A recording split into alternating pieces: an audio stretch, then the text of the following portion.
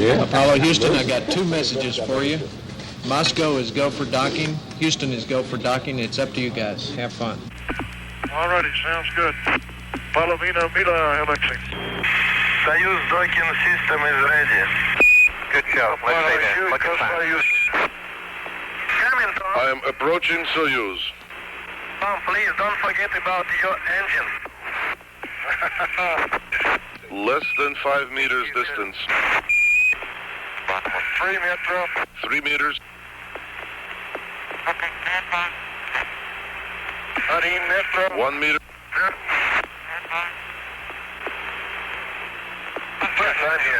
Contact. Capture.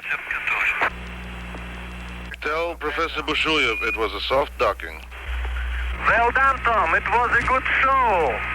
They are looking forward now to shaking hands with you in both Soyuz. All right, auto show. Открываю loop 3. Okay, the camera. Aha! Здравствуйте. Got it? Okay, it'll stay open. Go ahead. Go ahead, Tom. Alexey. Just a moment. Okay, turn on the camera. Hit the remote. Okay. Here. Camera. Glad to see you. Here. Здравствуйте, Алексей. Очень рад видеть вас. Очень рад. Это роща день. Советский Союз, Соединенных Штатов. New possibilities are opening up for fruitful development of scientific cooperation between countries and the peoples in the interests of peace and progress of all humanity. I wish you successful completion of the planned program and a safe return to Earth.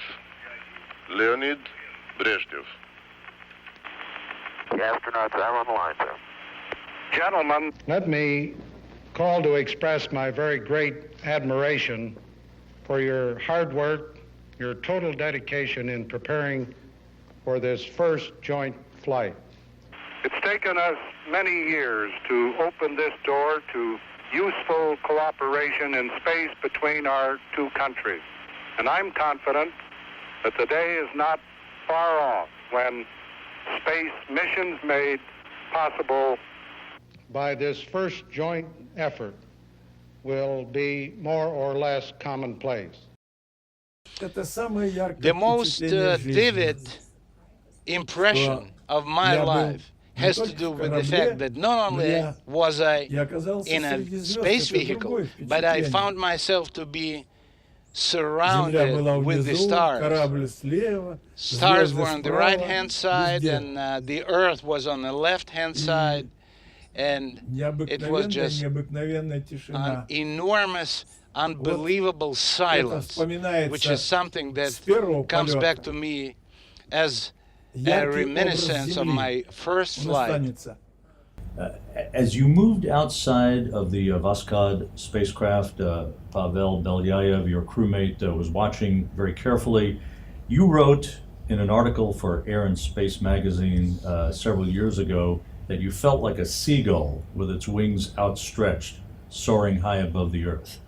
What was that experience like? It was a very short spacewalk, but you had great recollections of it. Well, this feeling is just the perception of space, the perception of environment. And what I saw, and I saw just half of the world, because we were 500 kilometers above the Earth. And nobody, even up until now, nobody is flying that high.